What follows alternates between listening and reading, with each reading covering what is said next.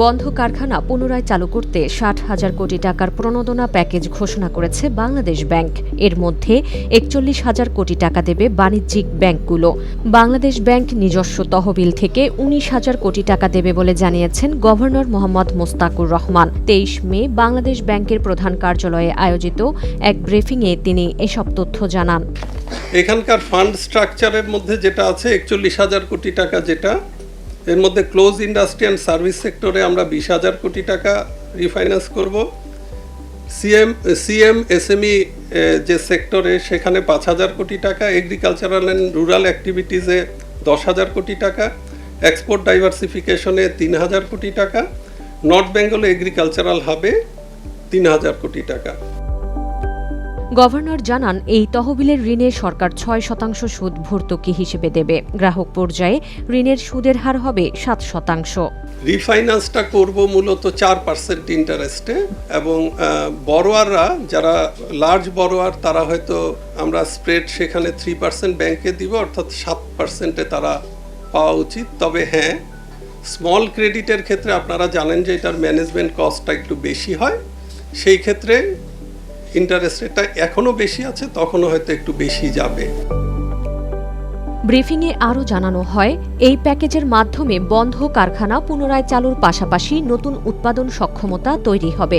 সারা দেশে কৃষি উৎপাদন বাড়বে, দক্ষ কর্মী বিদেশে পাঠানোর মাধ্যমে রেমিটেন্স প্রবাহ বৃদ্ধি পাবে, সবুজ বিনিয়োগ ও প্রকল্প সম্প্রসারিত হবে, গ্রামীণ অর্থনৈতিক কর্মকাণ্ড ত্বরান্বিত হবে এবং সৃজনশীল অর্থনীতি ও জিডিপি প্রবৃদ্ধি বাড়বে। এর মাধ্যমে ২৫ লাখ কর্মসংস্থান সৃষ্টির লক্ষ্য নির্ধারণ করা হয়েছে। আমাদের প্রায় 2.5 মিলিয়ন জব ক্রিয়েশন হবে, এক্সপোর্ট রিকভারি হবে, এগ্রিকালচারাল বুস্ট হবে, রেমিটেন্স গ্রোথ বাড়বে বলে আমরা আশা করছি। স্বাভাবিকভাবে জিডিপি গ্রোথও বাড়বে, গ্রিন ইনভেস্টমেন্টের পরিমাণটা বাড়বে, বিজনেস কনফিডেন্স আবার ফিরে আসবে। বন্ধ কারখানা চালু করতে কেন্দ্রীয় ব্যাংকের প্রণোদনা প্যাকেজকে ইতিবাচক হিসেবেই দেখছেন সিপিডির নির্বাহী পরিচালক ডক্টর ফাহমিদা খাতুন। সহায়তার এই অর্থ যাতে প্রকৃত উদ্যোক্তারা পায় এবং অর্থের সর্বোচ্চ ব্যবহার যাতে নিশ্চিত হয়, সে বিষয়ে কেন্দ্রীয় ব্যাংকের তদারকি চান এই অর্থনীতিবিদ। এই ধরনের প্যাকেজ কিংবা সহায়তা, প্রণোদনা প্যাকেজ, রিফাইন্যান্সিং স্কিম যেটাই বলি না কেন, এটা এই মুহূর্তে প্রয়োজন, কিন্তু সবচেয়ে বিষয় হচ্ছে যে এটাকে ডিস্ট্রিবিউশন করাটা পুঙ্খানুপুঙ্খভাবে, আর পরবর্তীতে আসলেই এই অর্থটা কাজে লাগানো হচ্ছে কিনা এটাই দেখা যায়। যে যেমন আমরা দেখি যে ব্যাংক ঋণের ক্ষেত্রেও ব্যাংক ঋণ নিচ্ছে এক উদ্দেশ্যে, কিন্তু সেই উদ্দেশ্যে তারা কিন্তু সেটা ব্যবহার করছে না, যার ফলে কি হয়, সেটা হচ্ছে খেলাপি ঋণে পরিণত হয়ে যায়।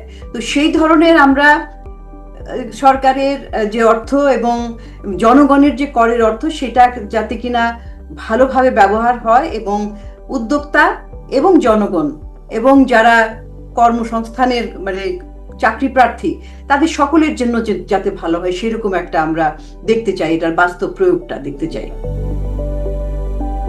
তিনি বলেন, সামনে বাজেট রয়েছে, আবার এই প্রণোদনা প্যাকেজ, এতে বাজারে অতিরিক্ত অর্থের যোগান বাড়বে, যা মূল্যস্ফীতিকে উস্কে দিতে পারে।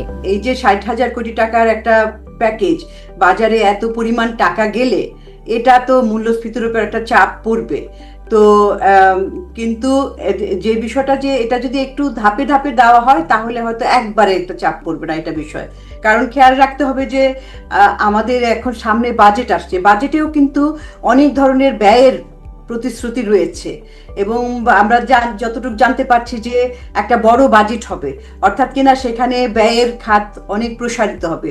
তো সব মিলে এখানেও যে এই যে প্রণোদনার প্যাকেজটা, এটাও যখন বাজারে ঢুকবে, তো সেটা তো মূল্যস্ফীতির উপর একটা চাপ প্রয়োগ করবেই। বাংলাদেশ ব্যাংক এরই মধ্যে বিভিন্ন বাণিজ্য সংগঠন ও ব্যাংকের কাছ থেকে বন্ধ ও আংশিক চালু কারখানার তথ্য সংগ্রহ করেছে।